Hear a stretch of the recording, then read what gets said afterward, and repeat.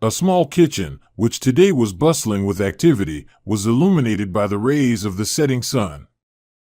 A plump woman, bustling about in the kitchen, giggled as she discussed with her son the recent events in the family that had caused a storm of disapproval and even some cutting remarks directed at her daughter. Instead of supporting her daughter, the plump woman preferred to laugh at her and mock the fact that her late grandfather had left her a crumbling house that nobody wanted and which she wouldn't even be able to sell properly. Probably thinks her whole life will magically improve now. Shouldn't have left her husband. So what if he drank? At least he always came home from work. And if he drank, let him sleep it off. What was all that fuss about? The mother continued to repeat, chuckling and mocking her daughter's decision. But what was even more amusing to her was that now she believed that the inheritance would be a real punishment for her daughter because the problems with this house were much greater than any profit she could make from it. I shuddered just thinking about that old house of Grandpa's. The amount of work there and the fact that it's practically worthless make my knees shake. How could that house end up with me? She said. And I'd be dealing with it now, Nicholas said, smiling and glancing at his mother, who nodded in agreement. Kelly had no idea that at that moment her mother and brother were sitting in the kitchen, chatting, judging her, and laughing at her. She had no time for that right now. Yes, if she found out, she wouldn't be surprised by their behavior. Molly placed a large pie on the table, and a wonderful aroma filled the small kitchen, making it suddenly much cozier than before. Just imagining how much cleaning and fixing up needs to be done there makes me uneasy. There were always plenty of problems with that house, even when Grandpa was alive. He was constantly repairing and patching it up. And now she's going to take on repairs? My goodness! Nobody would even buy that house. It's pointless to deal with it. It's as if he left her that house just to laugh at her later. Like, here, I left this for you, now figure it out, Molly said, laughing again at her daughter, who received such a strange bequest from her deceased grandfather. Molly wouldn't tell her son that she was upset that the house didn't go to her, even though she understood that she wouldn't deal with it, wouldn't sell it. It would just rot in that big village. She would simply forget about its existence. But the thought that her father would leave her a house would warm her heart. But her father left her nothing. He passed the inheritance to his granddaughter, and the inheritance stated that the entire house and everything in it belonged to her. Listen, Mom, what do you think? What if there really is something in that house? I don't know. What if there are some hidden treasures? The boy asked his mother. But she quickly shook her head. I know my father inside out. Believe me, I've known him all my life. This man couldn't even save a couple of bucks to not spend on something. There are no hidden treasures there. And the house itself, you know, is far from perfect. So, in a way, he left her a burden as an inheritance. He would have done much better if he hadn't done this, Molly said, patting her son on the head, and he immediately stuffed a piece of still-hot pie into his mouth. Nicholas nodded, remembering his grandfather, but his memories of him were fragmented. What his mother said clearly reassured him, and he no longer intended to dwell on how much it upset him that he got absolutely nothing from his grandfather. Not even a rundown shed, while his sister got a whole house. Yes, it was hard to call it a house. Because living there was practically impossible due to its age and the fact that the old house constantly needed maintenance, which he didn't want to do. Yes, and Nicholas had plenty of other problems, like his wife, the little child who cried and screamed so often that Nicholas began to think it was time to break away from the family. Because it annoyed him to no end, and he stopped sleeping properly, literally stopped living normally. Now all the relatives laugh that Grandpa left the beloved granddaughter an old house. They laugh at her and tell her to abandon this house. That's the kind of grandfather he was, such a strange one, decided to play a joke. Like, he left her an inheritance. In reality, he left her a real burden, and she, silly girl, doesn't listen to anyone. Says, if Grandpa left it, then it must be necessary. So, there must be something in that house, Molly said, smirking, still not believing, as if, in her own words, and thought that everything was far from those thoughts that were swirling in her daughter's head. At that moment, Kelly sat outside the boss's office, waiting for her turn to be called in. She was trembling with the realization that she might also be affected by the layoffs, like all the other employees who had been unceremoniously ejected from the office today. Some were in tears, some were cursing, and some were silent with triumphant expressions on their faces. This was not the kind of workplace worth clinging to with all one's might.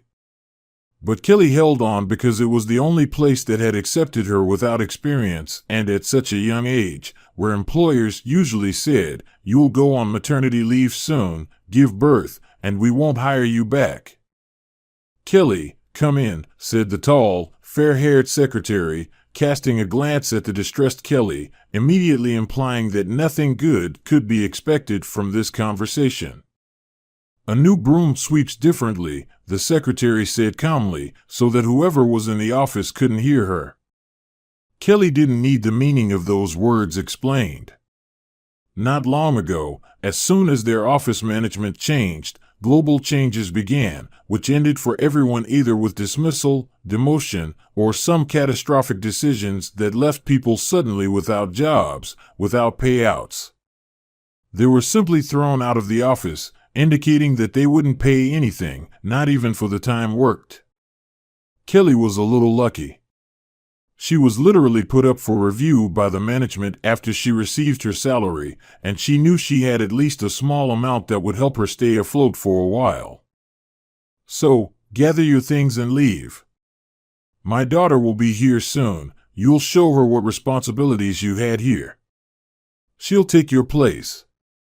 Do you understand me?" the boss said, giving her a quick glance but not looking at her again. "And why do you think I'll help her at all?" Kelly asked, not understanding why she should pretend to be a mentor to some girl who would take her job. "Because you still work here. I'm your boss, so don't try to be smart. Go quickly, show her what to do. Otherwise, I'll quickly kick you out of here and won't pay you anything at all. Do you understand me?" the boss snapped.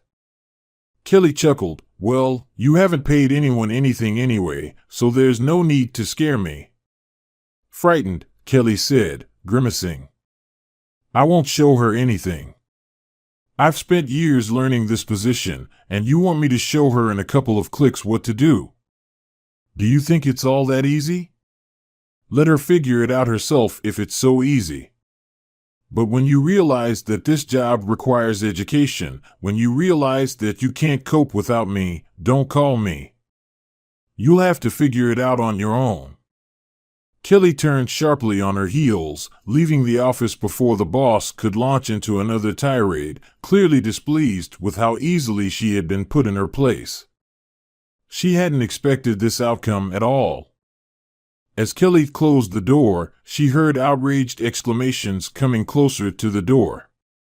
"You foolish girl. Look, now nobody will hire you. You'll understand later how wrong you were. You still have time to think. Leave the office, that's it. Write it off." "You won't get a penny," the boss exclaimed, her eyes flashing, clearly feeling superior to this young girl whom she had now left without a job. "Yeah, to hell with you. To hell with your money," Kelly said. And she went to her desk to gather her things, pack them into her bag, dress, and leave. To never return to this office again. She understood that now without a job it would be difficult and hard for her. She understood that now she needed to make every effort to somehow return to a normal way of life. So it would be easier for her.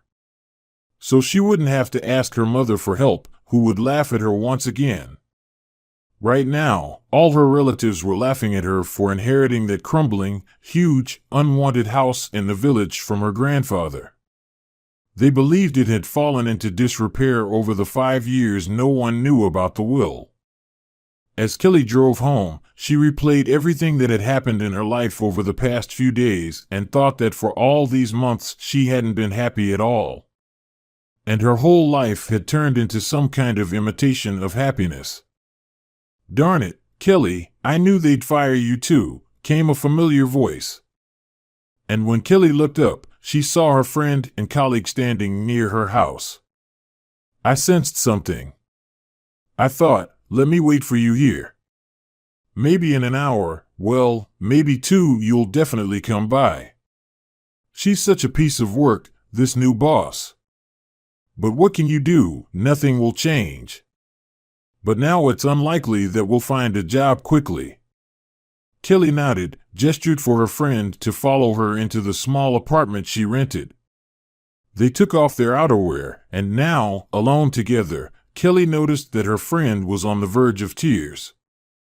It was clear that her friend took the dismissal much harder than Kelly herself. "I really don't know what to do now. My husband will throw a fit again that I'm jobless. He'll shout, there'll be a scandal again. I don't even want to go home," her friend said, still looking at Kelly, hoping for some advice. "And what are you planning to do?" "Honestly, when I left the office, I had no idea what to do. But as I was driving here, I thought maybe I should just leave everything behind and go away. Don't look at me like that. It's just that my situation isn't like yours. You have a husband, a child, you have responsibilities towards them. And I have no one, I can just up and leave. No one here will help me, I won't be able to afford the rent. So I'll just go to the village, settle in that same house my grandfather left me. You know, everyone laughs at me now because my grandpa left me that dump. But I have nowhere else to go now, because I simply can't ask for help from my mother or brother," Kelly said, shrugging. And suddenly her friend realized that her situation wasn't as hopeless as her friend's. "Are you sure you want to leave?" her friend asked, seeing the doubt in her face. "No, I'm not sure at all. I just don't have a choice. If after all these years of living in the city, I'm destined to go to the village and get bogged down in some trivial matters there, then so be it. Because I'm no longer going to fight against this tidal wave of problems that keeps crashing down on me," Kelly said, shrugging. Simply because she was really tired of fighting against all these twists and turns of life that were wearing her down from the inside. She spent the whole evening packing, sorting things out. She only took the essentials. And she just wanted it all to end. When the phone rang, she didn't even want to pick it up because she saw it was her brother calling. Most likely, her colleague, who was close to him, had already blabbed to him that she had been fired. So he was calling just to make fun of her. "So, darling, how's your new life? Going to the countryside now that you're broke?" Nicholas laughed, adding insult to injury. She regretted picking up the phone, hoping that her suddenly changed brother would support her instead of pushing her deeper into this pit of problems. "Nicholas, did you forget you're supposed to be my brother? You're my blood. Can't you support me? At least morally. At least say something nice to me." "Is that so hard?" she lashed out at him, hoping he'd admit his own fault. But it was evident he had no intention of doing any of that. "God, your life is such a mess. And now you expect me to always support you? You're already an adult, so solve your own problems," he said, then laughed and continued, "Are you going to that dump? You think Grandpa hid something there? That miser wouldn't even share a penny. I'm surprised he left you that house at all. Go there, see for yourself. Maybe there's nothing left but ruins." Nicholas laughed again, and she simply hung up. She put him on the blacklist because she didn't want to see his number on her screen anymore. Because she was so tired of his taunts that it was simply disgusting to communicate with him. She didn't understand why other families were like families, and she was literally forced to fight with her relatives to prove that she wasn't what they thought she was.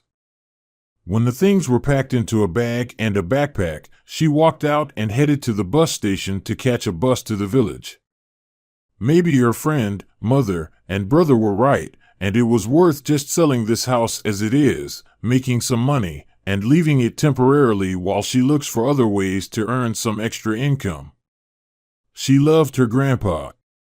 Grandpa was perhaps the only person who always helped her, who always had her back, and with whom she spent all her childhood, while her mother was occupied with who knows what, leaving her in the care of her old father. Kelly didn't know her own father, and her mother never talked about him. And when little Kelly asked about her father, her mother just got very angry, and there was no point in those questions at all. She trudged along the rows of similar multi-story houses, recalling her childhood in the village and wondering if she was as happy then. But can she find happiness there now? She hadn't seen this house for a long time. She realized that without care over the years, it probably turned into a pile of junk. But she couldn't just leave. Just abandon what her grandpa left her. Because she was sure he didn't leave her all this for no reason. She boarded the bus, looking around. It seemed to her that she just couldn't stay. She must go and see, even if there would be piles of junk. She will try to settle in this little village. Maybe even find some shabby job, because she really didn't want to return to the city. She sat on the bus, occasionally glancing around and thinking about how she would rebuild her life. How she would have to work, independently tidy up this house, because there's probably nothing to tidy up there at all. Or the situation is so dire that she won't be able to handle it with her own hands. The bus started moving, and her train of thought changed slightly. And from feeling a little easier, she felt that very soon she would be able to move away from all these thoughts a little. And when she arrives, when she tackles all this physical labor, she will be able to temporarily forget about her mother, her brother's words, about all these taunts that have been haunting her ever since it became clear that Grandpa left her an old house in the village. Kelly got off the bus, slowly heading towards that same house, trying to remember where it was, because she hadn't been here for about 5 years. Lately, she only saw her grandpa in the hospital because he spent all that time there. And she helped him, seized any opportunity to make his existence easier. But life and death took everything into their own hands. Oh my God. Kelly? Is that really you? Asked the elderly woman, raising her hands and rushing to hug the girl. I was looking at you, not sure if it's you or not. You look alike, but also so grown up. But as I came closer, I see it's really you. My heart just squeezed. Oh, remembering your grandpa always lifts my spirits, the grandma said. Grandma Maggie. I didn't know you were still here. I thought your son took you away, Kelly said, genuinely happy to see her. My son went abroad. Our village is on the rise. We even got some new shops opened here, and even a cinema appeared. So, life is bustling here. And you, I suppose, came to your grandpa's house? The house is old, but someone has been taking care of it all this time. It looks quite charming. Sometimes a team comes, does some repairs, and the house still stands. If you ever get hungry or feel lonely, come to me. I'm always happy to see you, Grandma said, patting Kelly's slender hand. Kelly warmly thanked the old lady. She was glad to have a familiar face again. She remembered this granny and remembered how she used to come to her grandpa's, how they spent a lot of time together. And how she was always ready to take the girl and if Grandpa was called to repair another unit at the local dairy factory. She bid farewell to her. Grandma went towards the market, and Kelly went to the house, which for some unknown reason was being looked after by someone. When she finally reached the house, when she inspected it from top to bottom, she stood at the gate, hesitating to enter because as soon as she entered, her life would change immediately, because here she was destined to stay. And perhaps, by staying in this house, she would condemn herself to this existence. She turned the gate handle. It creaked open, reminding her of that creak from her childhood, returning her to the same memories, making her shudder at the mere thought that nothing of this could be brought back. She looked at the house once again before stepping inside, feeling something tremble inside her. As if something inside urged her to stop, urged her to turn back and leave. She didn't understand where this feeling came from because she loved this house. Because she always loved coming back here. But for some reason, right now there was this unpleasant feeling that had never appeared before. She entered the house and saw that indeed, someone was carefully looking after it. And when she went through it from top to bottom, it seemed to her that whoever was taking care of this house would definitely not be pleased that now the house had a real owner. By the documents, this house belonged to her, so she couldn't understand who needed to take care of a house that never belonged to them. But now she tried not to think about it. When the time comes, she will find out the truth. And now she could just spend time inspecting everything here carefully and at least draw some conclusions about what to do next. Kelly didn't want to sell the house. Despite being reparable and constantly maintained, it was still quite old. She wanted it to be her last refuge because she didn't plan to return to the city. Especially not to stay there. What did this city give her? Unhappy work, humiliations from relatives, mockery from her mother. Yes, who knows what else was sent her way. She wanted to finally end all this, break free from this vicious circle forever. When she went to bed, she struggled to fall asleep. She kept tossing and turning, unable to understand what was happening. Some inner turmoil stirred her, and she couldn't calm herself down, sinking deeper into a kind of forgetfulness that hardly resembled sleep. It didn't surprise her because she always slept poorly in unfamiliar places, finding it hard to drift off. Especially now, when she was here all alone. Suddenly, she heard her grandpa's voice and startled. Kelly sat up, hearing her grandpa calling her again. Shaken, but as if she pulled herself together, she looked around, got out of bed. Kelly walked into the hallway and saw her grandpa, who looked exactly as she remembered him before he got sick. He beckoned her to follow him, and she did. He climbed up the attic stairs, and she wanted to follow him, but then she shuddered. She grabbed onto the broken staircase as best she could, feeling it about to collapse. When she looked down, she realized she wasn't at home at all, that she was hanging, literally, over an abyss. And she felt so scared that she screamed and woke up. It was already morning. Sunbeams illuminated the room where she slept. Rubbing her eyes, she got up with difficulty. She didn't understand what this dream was about. But she promised herself that from today on, she would climb into the attic and see what was there. She rarely visited there even in her childhood. To be honest, she was there only once. And the rest of the time, the attic either scared her or her grandpa forbade her to go there, arguing that there were too many important things for him that he wanted to keep secret. She drank the coffee she brought with her, glanced towards the attic. She decided there was no point in putting it off until tomorrow. She changed into more spacious home clothes that she didn't mind getting dusty. She took a spray to fight spiders with her, and now she was ready to fight old memories. She lowered the ladder, climbed up to the attic, and found that everything here was wrapped in plastic. She didn't expect that whoever was taking care of the house clearly cared about there being many things in this attic that someone might need someday. Or maybe someone would just keep them as a memory. The attic was deserted, filled with sunlight from a huge round window. She gradually started removing the plastic, examining everything there was. And she stopped her gaze on an old huge chest standing in the corner. She went down, brought it from the shed, unlocked it, and knelt down to examine everything hidden in the chest.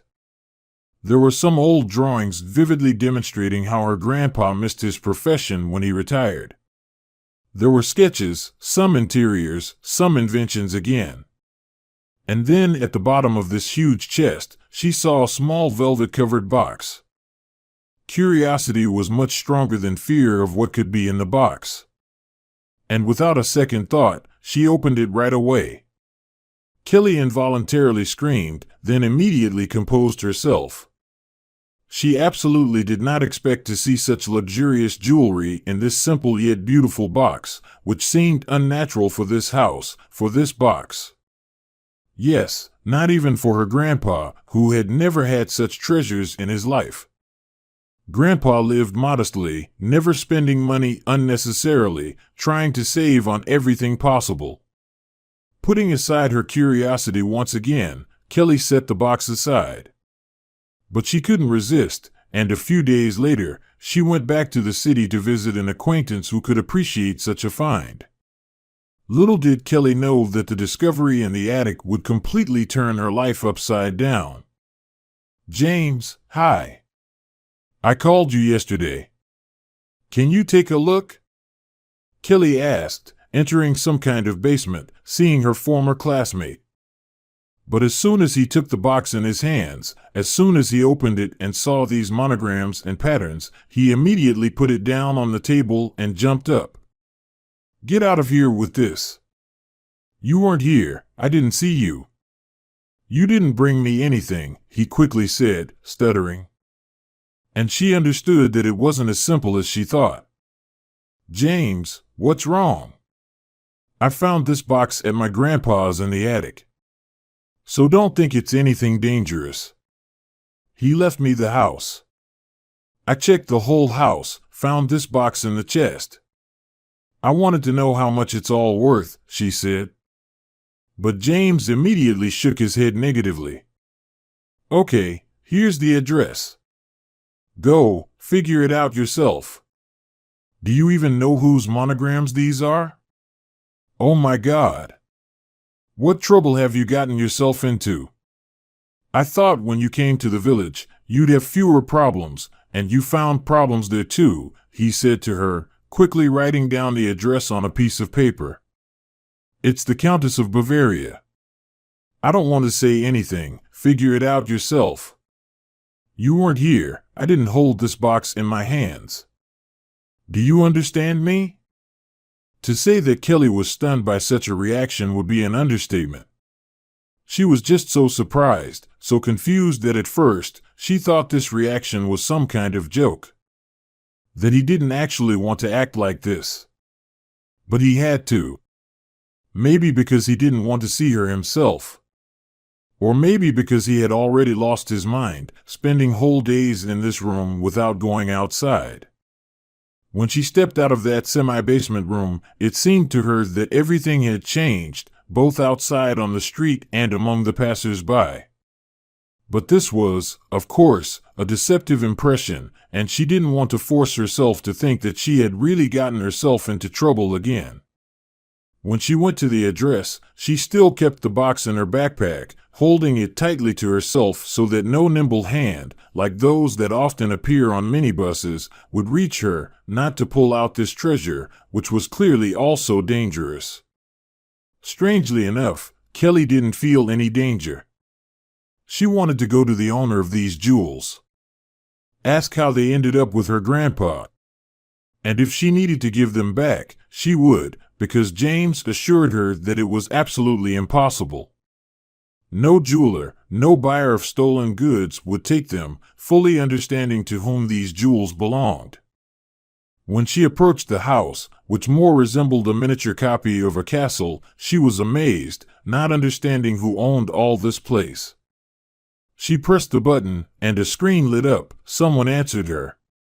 She said that she probably brought things that the Countess needed. When asked what exactly she brought, she showed the necklace on the screen.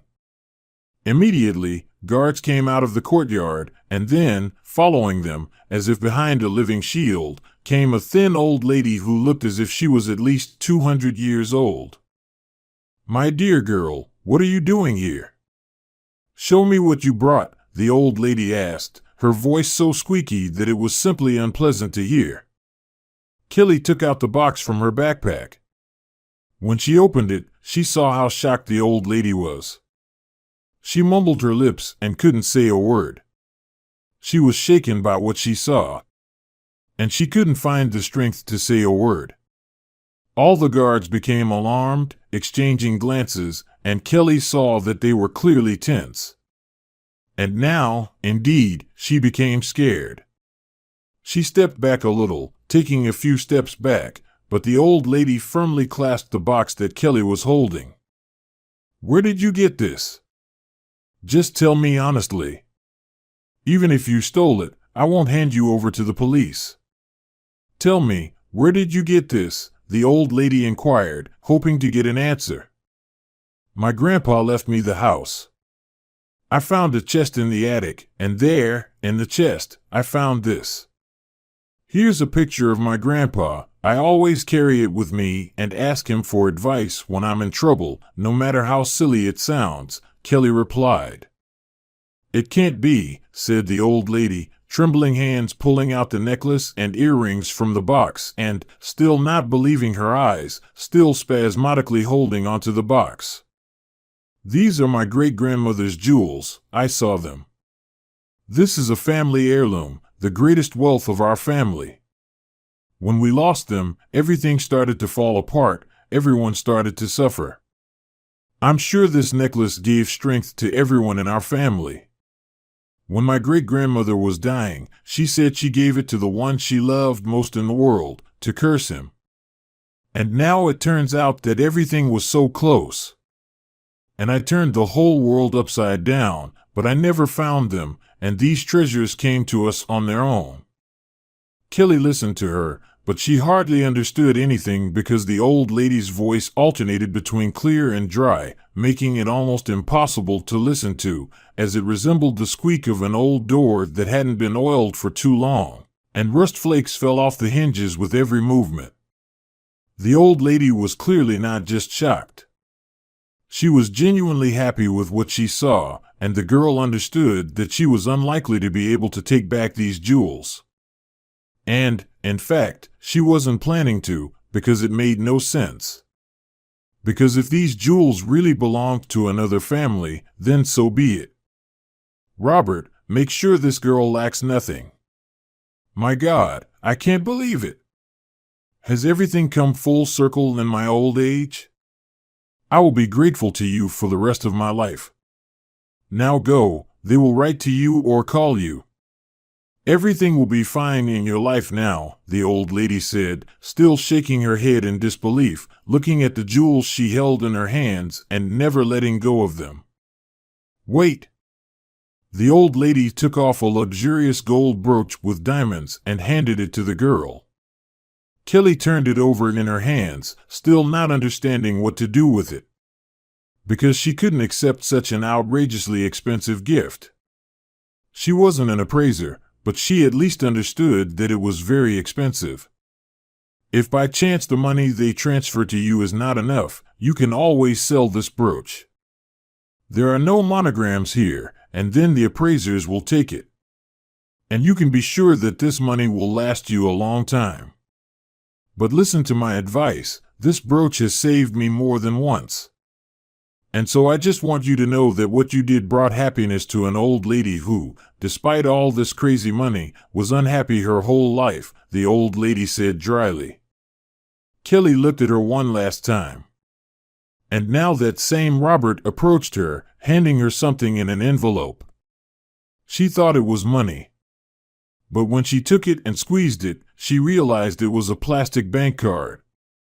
And without a second thought, she immediately went to the bank. But when she found out what account was behind this card, what an insane amount was there, she found it hard to believe. Kelly returned to the village, still somewhat stunned, tightly gripping the gift that the old lady had given her in her hands. As if guided by an inner instinct, Kelly returned upstairs. She again plunged her hands into the chest and, after painstakingly sorting through all the drawings, found a fairly thick envelope at the bottom, inside of which was a long letter. She carefully read it again and found that her grandfather had written this letter just a few days before he was hospitalized, sensing that he was getting worse. In this letter, he wrote that once his father gave him this, saying that these jewels should never be returned under any circumstances. Grandpa just wanted to return them, but couldn't muster the courage. And then he simply chickened out and boldly confessed in this letter. He wanted her to take them back. He wanted the curse brought by these jewels to finally be lifted, and his granddaughter to be happy. The letter revealed another secret. It turned out that all the money her grandfather saved, he deposited into the account, and money was withdrawn from this account every 6 months, and craftsmen came to restore the house.